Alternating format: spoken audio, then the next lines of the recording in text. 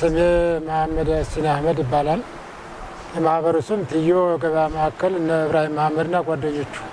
የአባላት ብዛት 15 ሰው ነው። የስራ እንቅስቃሴ እንግዲህ በተሞላ ጎደል ቢያንስ አንድ 3 ዓመት ሊሞላን ቀረበ ይመስለኛል። ስለዚህ ብዙ ሰው ብዙ ስርዓት ይዟል። ወደፊትም ከዚህ በበለጠ እንግዲህ ስራ ለማስጀመር እንቅስቃሴ ላይ ነው ያለነው።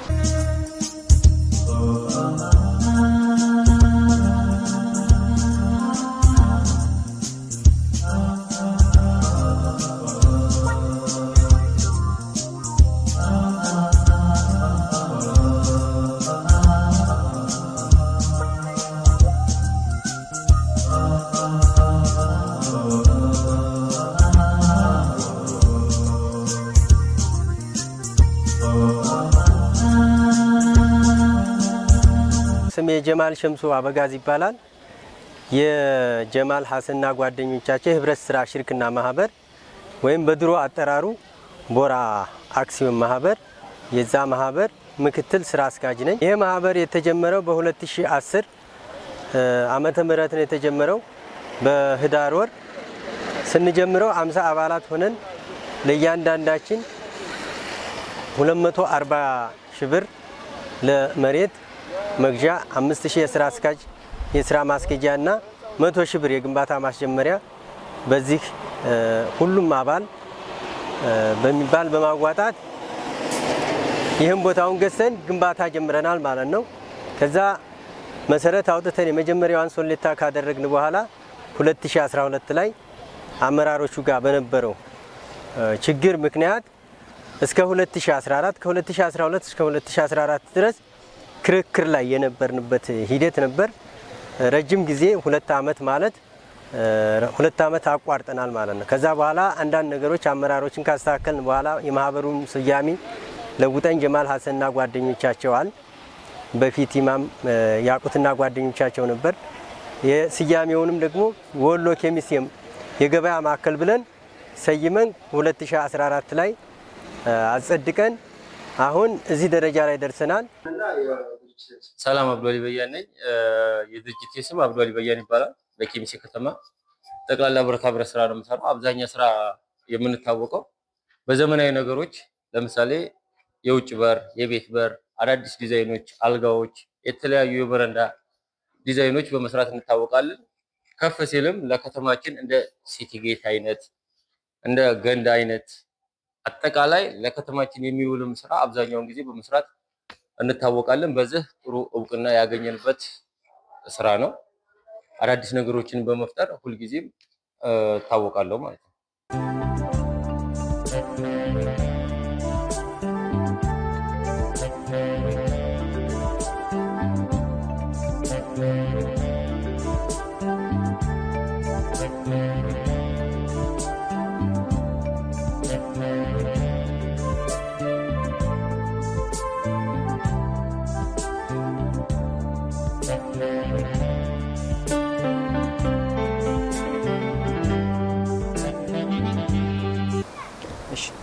አባ ሳሚር ባለሁኝ ጨፋ ዱቄት ፋብሪካ በአሁኑ ሰዓት ስራ አስኪያጅ ሆኜ እየሰራሁ እገኛለሁ። ከዚህ በፊት ፈውዝ በመባል ይታወቃል። ላልተወሰነ ጊዜ በነበረው ነባራዊ ሁኔታ ለአንድ ዓመት ያክል አካባቢ ስራ አቁሞ ነበር ድርጅቱ። አሁን ላይ እንደ አዲስ በአዲስ ስም በስፋት እየሰራ ይገኛል። በስም ቅያሪም ደግሞ ፈውዝ የነበረው በአሁኑ ሰዓት ጨፋ ዱቄት ፋብሪካ በሚል እየሰራ የሚገኝ ድርጅት ነው። እስካሁን ፋብሪካው ወደ 10 ዓመት አካባቢ ይጠጋዋል እና አሁን በአዲስ መልክ ደግሞ ከጀመርን አንድ 6 ወር ይሆነዋል እና ላልተወሰነ ጊዜ ለአንድ ወር አካባቢ በማበልጸጊያ ማሽን አጠቃላይ በነበረው የማበልጸጊያ ማሽን አቅርቡ በመባሉ ላልተወሰነ ጊዜ ከአንድ ወር እስከ 15 ቀን በሚሆን አቁመን ነበር። አሁን ላይ ማሽኑን አስመጥተን በስራ ላይ እንገኛለን።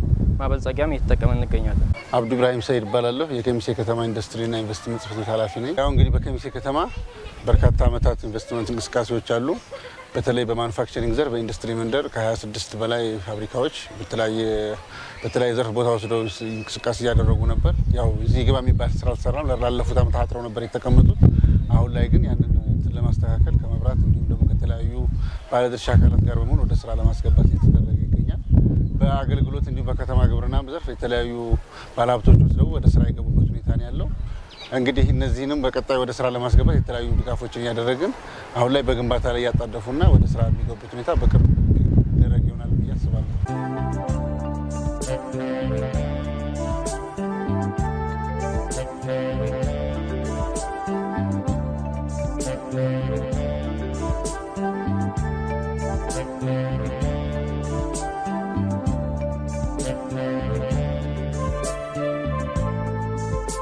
ይህንን G+7 ህንፃ ለመጨረስ እያንዳንዱ አባል ከ2 ሚሊዮን በላይ ይጠበቅበታል። በአሁን ሰዓት 2 ሚሊዮን ለማዋጣት አንችልም።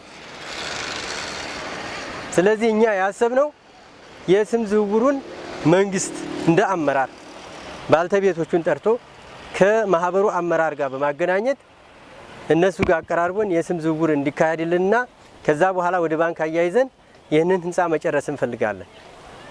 መጨረስ የምንችለውም በመንግስት ድጋፍ በባንክ ካልሆነ በአባላት መጨረስ አንችልም። ይህንን ባጠረ ጊዜ እንዲሆንልን መንግስት ከጎናችን እንዲቆምና የሻጮችን አቅርቦልን የውክልናውን እንዲሰጡን ይህንን አደራ ማለት እንፈልጋለን። መሰናክል የሚፈታ ነገር አይደለም። ኑሮ ውድነት ነው አንዱ። ሁለት ገበያ አሁን ሲሚንቶዎች ለመምጣት እዛ ሀገር በደረሰኝ በተለያየ ነገር አንመጣ እያሉ እንቅፋት እየሆኑ ነው። የላይኛው አካል ደረሰኝ ባለመቁረጥ ያለው ባለመስጠት እዛ ያለው አካል ደረሰኝ ጋር ከግብይቱ ጋር የተለያየ ይህን ችግር አለ። የሚፈታ ከሆነ ይሄ መላ ተገኝቶ ቢፈጠርለት። አሁን ሲሚንቶ ራሱ ብሎኬት ወርዷል። ሲሚንቶ አሁን እያገኘን አይደለም። ስንጠይቃቸው ወደዛ ሀገር ወደ ከሚሴ አንሄድም፣ ምክንያቱም እዛ እንዲያደርጉናል ብሎ የላይኛው አካል ደረሰኝ ቆርጦ ቢልክ የተሻለ ነበረ እና እንቅፋት የሚሆኑት እነዚሁ ማቴሪያል መወደዶች ናቸው። መንግስትም ይህንን አይቶ የተሻለ ማመቻቸት ቢሞክር ጥሩ ነው። ፕሮጀክቱ እንግዲህ የሚያቆም አይደለም። አሁን ላይ ዱቄት ነው የምንሰራው። ቀጣይ እየሰፋ የሚሄድ ነው። የዱቄት ስራ የሚቆም ነገር አይደለም። ቀጣይ በብስኩት በፓስታ መኮረኒ በስፋት ለመስራት አቅደናል። ለዚህም ደግሞ ተጨማሪ የቦታ ማስፋፊያ ሁላ ጠይቀናል። አሁን ላይ ባለው ተጨማሪ የዱቄት ማሽን ለማምጣት አስበናል። በማስፋፊያ እዚሁ ላይ ባለ ማስፋፊያ እዛ አካባቢ የግንባታ ፕላን አሰርተን አሁን ግንባታ ለመጀመር በሂደት ላይ ነን እና ከዚህ በተረፈ አጠቃላይ የግቢውንም ለማስዋብ በቅርቡ ወደ ስራ እንገባለን። አዎ እንግዲህ በከተማችን ላይ ኢንዱስትሪውን በተለይ ደግሞ አምራች ዘርፉን ተጠቃሚ ለማድረግ ወይ ደግሞ አምራች ዘርፉን ውጤታማ ለማድረግ መንግስት ማድረግ የሚችለውን የመንገድ፣ የመብራት፣ የውሃ ሁሉንም ከፍተኛ ወጪ በማድረግ ውጤታማ የሚሆኑ ከመንግስት ድርሻ ያለውን በሙሉ የጨረሰ ሁኔታ ነው ያለው። አሁን የቀረው ባለሀብቱ ነው። ባለሀብቱ ደግሞ የተሰጠውን እድል መጠቀም አለበት።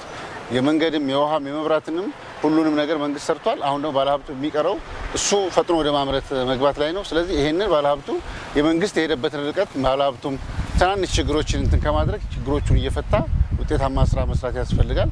ተያይዘን በጋራ ማደግ አለብን፣ መልማት አለብን የሚል ለመጨመሪያ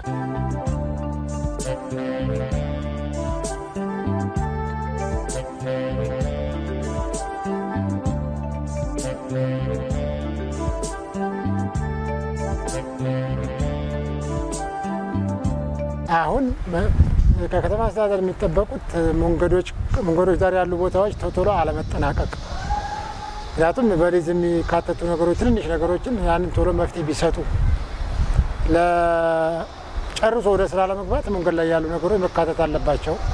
እኛ ብቻ ስላንሆን በሊዝ የሚካተቱ ነገሮች ረጅም ጊዜ ሆነው ይቆያሉ። እነዛ ነገሮች የሚገባቸው ከሆነ ቶሎ መፍትሄ መስጠት፣ የማይገባቸው ከሆነ አይገባቸውም ብሎ መፍትሄ ማድረግ። የከተማ አስተዳደር ያው ክትትል ድጋፍ ማድረግ ሲባል ከባለ ሀብት ብቻ ሳይሆን የከተማ አስተዳደሩም ምንድን ጎደለ፣ መቼ ነው ይሄ ፋይል የገባው፣ መቼ ነው የሚለውን ክትትል እያደረገ የሁሉም ጥረት ይፈለጋልና ያ ነው የስራ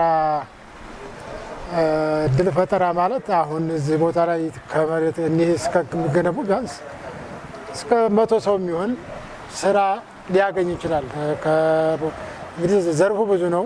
ግንባታ ብረት የሚያስራል፣ አሸዋ ብዙ ዘርፍ አለው። ገና እያደገ ሲሄድ ብዙ ነገር ይጠበቅበታል። እኛም ደግሞ ይህን ለማድረግ ከአቅም ተሞላ አኳያ ጥረት እያደረግን ነው። እኛ እንግዲህ ከተማ አስተዳደሩ ከተማ ኢንቨስትመንቱ ብዙ ድጋፍ አድርጎልናል። አሁንም የምንጠይቀው ድጋፍ አለ። ከጀርባችን ያለማ ቦታ አለ። ይህን ያለማ ቦታ ማህበሩ ሴፍቲ ታንከርና የፓርኪንግ የለው። ይሄ ህንፃ አለ ፓርኪንግና አለ ሴፍቲ ታንከር ፈንክሽናል ሊሆን አይችልም። ስለዚህ የከተማ አገልግሎት የከተማችን የልማት ኢንቨስትመንት የሚመለከታቸው አካላት እንዲሁም የዞን ኢንቨስትመንት ይህንን ህንፃ ይህንን G+7 ህንፃ ለመጨረስ እያንዳንዱ አባል ከ2 ሚሊዮን በላይ ይጠበቅበታል። በአሁን ሰዓት 2 ሚሊዮን ለማዋጣት አንችልም። ስለዚህ እኛ ያሰብነው የስም ዝውውሩን መንግስት እንደ አመራር ባልተቤቶቹን ጠርቶ ከማህበሩ አመራር ጋር በማገናኘት እነሱ ጋር አቀራርቦን የስም ዝውውር እንዲካሄድልንና ከዛ በኋላ ወደ ባንክ አያይዘን ይህንን ህንፃ መጨረስ እንፈልጋለን። መጨረስ የምንችለውም በመንግስት ድጋፍ በባንክ ካልሆነ በአባላት መጨረስ አንችልም። ይህንን ባጠረ ጊዜ እንዲሆንልን መንግስት ከጎናችን እንዲቆምና የሻጮችን አቅርቦልን የውክልናውን እንዲሰጡን ይህንን አደራ ማለት እንፈልጋለን። ከከተማ አስተዳደሩም ከኢንቨስትመንትም አብዛኛውን ልጠይቅና ትልቅ ችግር አለብኝ የምለው ነገር የቦታ ችግር ነው። የቦታ ችግር ከምንም በላይ እንደምነግራችሁ እንደምታዩት ቤቱ በጣም ተጨናንቆ ነው ያለው። በሙቀት ላይ ነው ያለ ነው። ሰፊና ወይም ደግሞ ጥሩ የተሟላ ነገር ብናገኝ ከምንም በላይ ብዙ ነገር መስራት እችላለሁ ብዬ አምናለሁ። ምክንያቱም አዳዲስ ነገሮችን አዳዲስ ቴክኖሎጂዎችንም እያሳተዋወቁን ስለሆነ ተቀባይነታቸውም ደግሞ ደስ የሚልና ጅማሬያቸው ጥሩ ስለሆነ ከተማ አስተዳደርና ኢንቨስትመንት ተባብረው ይህንን የቦታ ችግር ቢቀርፉልኝ ብዙ ነገር እሰራለሁ፣ ብዙ የስራ እድል ፈጥራለሁ ብዬ አምናለሁ።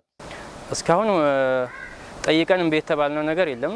አስፈላጊው ድጋፍ እየተደረገልን ነው ከመንግስት በኩል። ለወደፊትም ደግሞ ከጎናችን እንደሚሆን ተስፋ አለን። አዎ እንግዲህ ያው በከተማችን ላለፉት ዓመታት ከ10 ዓመት በላይ በኢንዱስትሪ መንደርም ሆነ በከተማ አጥረው ምንም ልማት ሳያለሙ ያስቀመጡ ባለሀብቶች ላይ እርምጃ መውሰድ ጀምረናል። በዚህ ዓመት እንግዲህ 8 ባለፈው ዓመት 2 በአጠቃላይ 10 ባለሀብቶች ላይ የእርምጃ መሬቱን የመንጠቅ እርምጃ ወስደናል። ይህ ማለት በካሬ ወደ 36000 ካሬ ነጥቀናል። በተለያየ ጊዜ ድጋፍ ተደርጎላቸው ጊዜ ወስደን ብዙ ጊዜ ተነጋግረን ወደ ስራ ያልገቡትን ያው መመሪያው በሚፈቅደው መሰረት እርምጃ ተወስዷል። ሌሎቹ ደግሞ መመሪያው በሚፈቅደው መሰረት ድጋፍ ተደርጎላቸው የመብራት የውሃ ከጉምሩክ እንዲሁም ደግሞ ከውጭ የቀረጥ ነጻ በማምጣት ወደ ስራ የገቡበት ሁኔታ ነው ያለው። በዚህ ዓመት እንግዲህ ከ6 በላይ መብራት ክፍያ ወስደው አሁን በመጠባበቅ ላይ ናቸው። በቅርቡ ወደ ምርት ማምረት ለመግባት እንቅስቃሴ ላይ ይገኛሉ። በአገልግሎት ዘርፉም ላይ አጥሮ የያዙትን በማነጋገር ወደ ስራ የሚገቡበት ሁኔታ እየተመቻቸ ነው ያለው። በተለይ አሁን ከተማዋ በተለያየ ኮሪደር ልማት እንቅስቃሴ ላይ መሆኑ የአገልግሎት ዘርፉን የሚያነቃቃው ስለሆነ ባለሀብቶቹ ይህን ታሳቢ ማድረግ አሁን ላይ ያለውን እንቅስቃሴ አብረው እየሰሩ ያለበት ሁኔታ ነው ያለው። እንደ ከተማችንም ያለው ኢንዱስትሪና ኢንቨስትመንት ጽሕፈት ቤትም በየጊዜው እየደገፈ ክፍተታቸውን እየሞላ እነሱን ወደ ምርት ወይም ደግሞ ወደ አገልግሎት የሚመጡበት ሁኔታ እየሰራ ይገኛል ማለት ነው።